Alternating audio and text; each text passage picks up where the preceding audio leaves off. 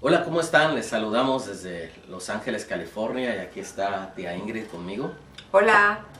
Y bueno, yo soy tío Juan. En esta ocasión queremos hablarles un poquito acerca de Proyecto Culiacán. Proyecto Culiacán es algo que se está haciendo en Culiacán, Sinaloa, México. Y pues queremos explicarles un poquito, ¿verdad?, cómo es este proyecto, de qué se trata, y queremos invitarles también a participar. Hay varias maneras de participar. Se participa obviamente yendo, estando presentes allí, trabajando, haciendo el trabajo misionero. Se ayuda también orando, intercediendo por la gente que está en este proyecto, aunque no solamente en México se hace Proyecto Culiacán, se hace diferentes proyectos a través de todo el año. Y otra manera es también aportando a buenas nuevas, aportando a la gente que está yendo para allá, gente que va como voluntaria y que va sufragando todos sus gastos. Sí, Así es de financieramente, apoyando financieramente al Proyecto Culiacán. Entonces, Proyecto Culiacán es un viaje misionero a corto plazo, y hay, como dijo tío Juan, a Culiacán y a otras áreas de México, por ejemplo en Jalisco, en Sonora, Caborca, en diferentes lugares, en Oaxaca. Y Proyecto Culiacán se realiza por lo regular finales de enero y febrero, y es un mes, son 4 semanas que corre el Proyecto Culiacán, más 2 semanas previas para todos los preparativos del proyecto. Ok, vamos a definirnos un poquito en la cuestión de qué es Proyecto Culiacán, de qué se trata Proyecto Culiacán. Primero quiero que entendamos qué es Culiacán. La gente que está en otros países de repente no entiende qué es Culiacán, y quiero primero explicar un poquito. La ciudad de Culiacán es una ciudad que está en la República Mexicana, en el estado de Sinaloa, y es muy famosa lamentablemente por la cuestión del narcotráfico, por la cuestión de todo lo que hay en México, ¿verdad? Toda esta cuestión que hay de narcotráfico, de esta cultura, ¿verdad? Pero en los alrededores de la ciudad de Culiacán hay un valle muy extenso, hay un valle muy próspero, hay un valle en donde lo que tú siembres es seguro que va a cosecharse, y se va a cosechar en abundancia. Hay abundancia en el valle de Culiacán. Sí, es muy rica la tierra, se estima que hay más de 300 campos, es una ciudad agrícola, se mueve todo por la agricultura. Entonces es un valle muy extenso, muchos kilómetros cuadrados, muchísimos kilómetros cuadrados. Y entonces lo que pasa, el fenómeno que pasa en este valle es el siguiente. En México mucha gente, por la cercanía con los Estados Unidos, emigra, sale de sus lugares de origen, y entonces van viajando más al norte siempre y se encuentran con la frontera. El propósito entonces de muchos de estos mexicanos que están migrando es llegar del lado de la frontera norteamericana para trabajar. Son agricultores también, toda su vida han sido agricultores, y están buscando trabajar del lado de los Estados Unidos. Obviamente el pago es en dólares, obviamente ellos están tratando de buscar una vida mejor. Claro. Entonces, ¿qué pasa? Que en el valle de Culiacán ahora no hay mano de obra, no hay gente que pueda hacer el trabajo, porque los que estaban allí ya no están. Exacto, y además es un trabajo muy arduo, muy duro, y la gente citadina no está dispuesta a hacer esa clase de trabajo. ¿Qué hacen entonces los dueños? Regularmente los dueños son gente extranjera, los dueños son gente extranjera, asiáticos o canadienses. Ellos son dueños, aunque no, en México no puede ser legalmente un extranjero ser dueño de tierra, pero sí prestan nombres o de alguna manera, pero ellos son los dueños. Entonces, ¿qué hacen? Comisionan a gente que le llaman gente enganchadora. Esta gente enganchadora son nacionales. Ellos viajan a las serranías mexicanas, literalmente a todas las serranías que hay. Serranías son las zonas rurales de México, las montañas, los lugares más remotos donde hay etnias de indígenas. Entonces, llegan a esos lugares y empiezan a ofrecer trabajo. Hasta ahí nada está malo, ¿verdad? Ofrecen trabajo a los indígenas, les prometen dinero que el indígena ve una entrada, ¿verdad? Para ellos están en su lugar, en su lugar de origen, en donde hay sequías, donde no hay cosecha, pobreza, en donde no tienen dinero para sembrar, aunque tengan la tierra, no tienen los instrumentos para sembrar, para cosechar, hay mucha pobreza.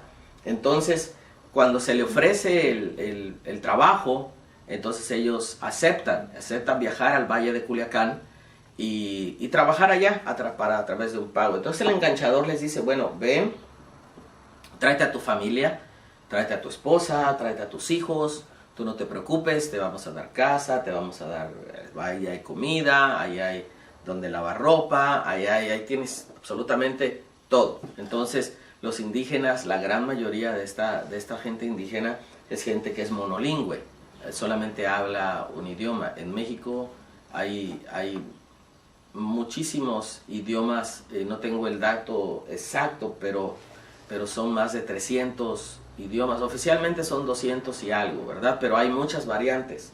Hay muchas variantes que no están registradas, es decir, de un pueblo a uno o dos pueblos más ya es una variante del idioma que ellos están hablando. Entonces, oficialmente es un poquito menos, pero ya en la práctica hay muchísimos, más de 300 idiomas que se hablan en nuestro México. Y son idiomas bien formados, no es como que tienen mezcla de español, sino que son genuinos, no, o sea, si hablas con una persona que habla, por decir, zapoteco, y tú hablas castellano, español, no vas a tener absolutamente nada. Entonces son monolingües, es su lengua materna, tienen muy poco contacto afuera con la ciudad, entonces no hablan español en su mayoría. Los varones hablan un poquito más, y los niños por la cuestión de la escuela, sí, ¿verdad? Y los varones porque tienen que ganarse la vida, entonces hablan un español lo básico, algunos más avanzado, algunos muy básico. La mayoría de las mujeres sí son monolingües porque ellas están en casa, ellas están haciendo la comida, preparando todo, entonces ellas no se exponen, ¿verdad? A la Exacto. ciudad, no se exponen, entonces hablan solamente su lengua materna. Sí. Ahora, esta cuestión tiene que ver cuando ellos viajan ahora al Valle de Culiacán. Ellos llegan a un lugar, el enganchador los va a llevar a un lugar, a una zona en donde les va a tener unas especies de casa, yo no sé cómo llamarlos. Algunos más o menos están adaptadas para vivir, algunas sí son de material y todo, algunas no, algunas solamente son de desechos, de cartón, de cualquier cosa, láminas viejas, lo que sea, y les hacen, no sé si vayan a entender, galerones. Galerones, ajá. Y los dividen así en cuarticos. En cuartos pequeños. En cuartos pequeños. La gran mayoría no tiene piso, no tienen un baño, no tienen una cocina. Es un cuarto, es un pedazo sí, es un de cuarto cosa donde solamente van a estar.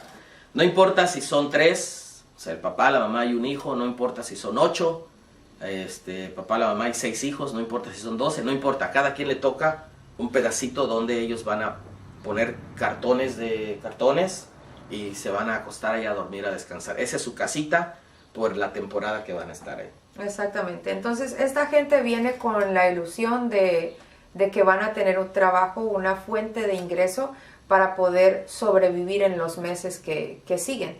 Y se van de su casa, se van de su comunidad, de su zona de seguridad, de su gente que habla su idioma, con sus costumbres, y salen de ahí a un lugar que no conocen, que pueden estar desprotegidos, que van a trabajar arduamente, literalmente de sol a sol trabajan. Entonces esta gente ya cuando está trabajando en los campos agrícolas en Culiacán o en otros campos en otras ciudades de México, se encuentran vulnerables, ya con su corazón ya quebrado porque están en una situación donde ellos no están en control, están a merced de los patrones, de los que les dan trabajo, y están prestos para recibir el evangelio, porque cuando están en su comunidad no reciben a nadie, no dejan entrar a nadie que sea de afuera a venir a traerles algo nuevo que no les pertenece a ellos, porque ellos lo toman como, primero, que es a un peligro para ellos, tienen miedo, tienen temor de que vayan a abusar de ellos, a tomar ventaja de ellos por ser indígenas, porque en México pasa mucho que al indígena lo denigran mucho, es más bajo, es un ser humano más bajo que una persona de la ciudad que estudia o que trabaja normal. Entonces ellos se protegen entre ellos y no dejan entrar a nadie, no dejan entrar a misioneros ni personas que traigan el evangelio.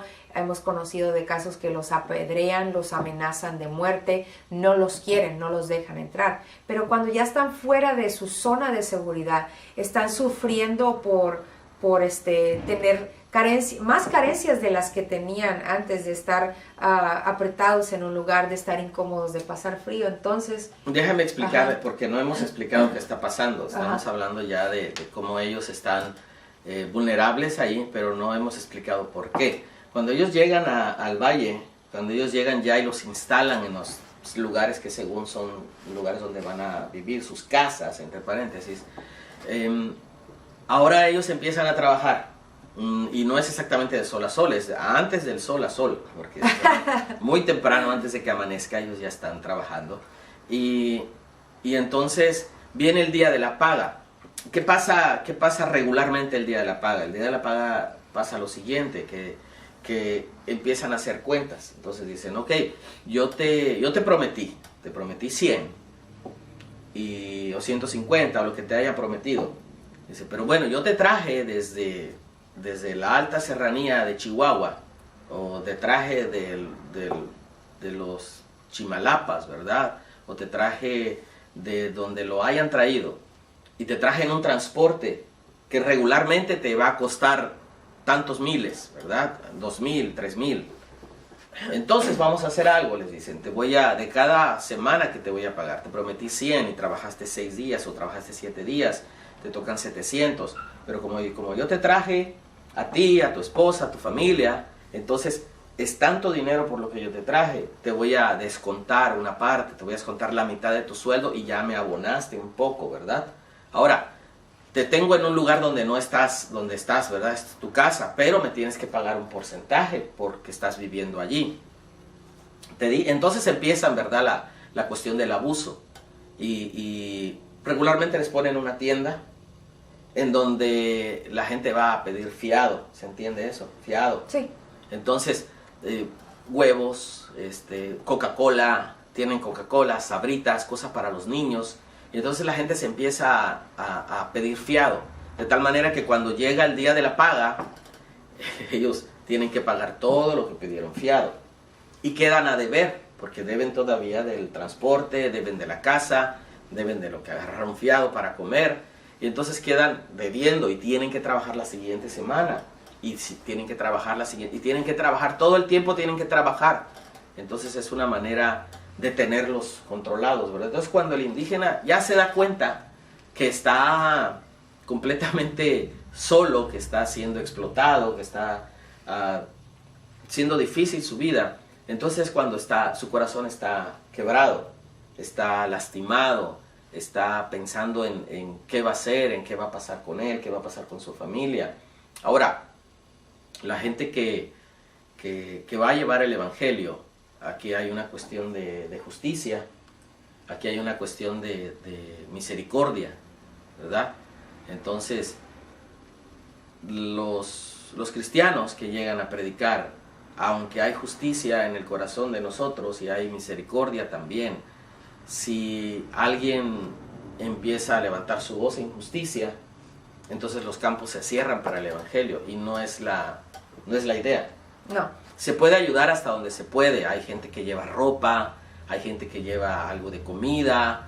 Nos ha tocado, por ejemplo, yo he estado en ocasiones, yo no sé si le he contado a tía Ingrid, pero en ocasiones yo he dado dinero a gente que el Señor me dice que yo le dé dinero, y entonces yo le doy dinero. Yo no sé para qué, no los conozco, simplemente Dios me dice, entrégale dinero, y yo le entrego dinero, ¿verdad? Hay esas cuestiones, es hasta donde uno puede hacer en la cuestión de justicia y misericordia. Pero ya levantar tu voz ante el gobierno y por todas estas injusticias es duro, porque cuando saben que tú lo estás haciendo te cierran la puerta. Entonces no puedes predicar el evangelio. Entonces tienes que hacer un balance entre sí, la justicia y la misericordia o el evangelio para ellos, ¿verdad? Entonces tienes que pesar qué es lo que quieres hacer. Exacto, y es algo como que no solamente va a perjudicar el que nos cierren las puertas para traer el evangelio, sino que se va a cerrar una fuente de ingreso para sobrevivir a ellos, y ellos lo necesitan. O sea, hay mucha pobreza y un escape que ellos tienen para poder sobrevivir. Hay muchos campos, gracias a Dios, que los dueños, los camperos están tratando mejor a los jornaleros, a los obreros, gracias a Dios, pero hay otros que todavía no. Hay unos que ya tienen escuelas para niños, primarias, kinder, guardería, y eso es una gran bendición para ellos, que tienen una trabajadora social que los defienda, sí, que tienen un puesto de salud, y son lugares remotos, son lugares lejos. Ellos no pueden salir como que dice, vamos al supermercado o vamos a la otra ciudad. Ellos llegan ahí, se instalan en el campamento, van a los campos a trabajar y ya, eso es todo, esa es su vida. Entonces es una estrategia que Dios ha dado para nosotros poder llevarles el evangelio a este grupo de gente que no se puede llegar a alcanzar yendo a sus aldeas, porque son lugares muy remotos, muy difíciles de llegar, y aparte se encuentra con el obstáculo de que no te reciben. Entonces es una estrategia que se ha estado haciendo por ¿cuántos años ya? ¿20 años? Más de 20 años. Más de 20 años. 26 años. Y hay muchísimo fruto, muchísimo buen fruto de ello. Entonces, nosotros nos encanta ir. Es gente con la que interactuamos, que no alcanzamos a conocer su trasfondo, qué es lo que viven, porque cada uno tiene sus dificultades, cada uno tiene sus problemas, sus pecados, pero Dios en su misericordia nos lleva, y aún así no alcanzamos a visitar todos los campos. Se estima que son más de 300 campos solamente en esa área agrícola de Culiacán, y el grupo que vamos como voluntario no alcanzamos a abarcar, no alcanzamos a visitar todos esos campos y llegar a todas esas almas. Claro, ahora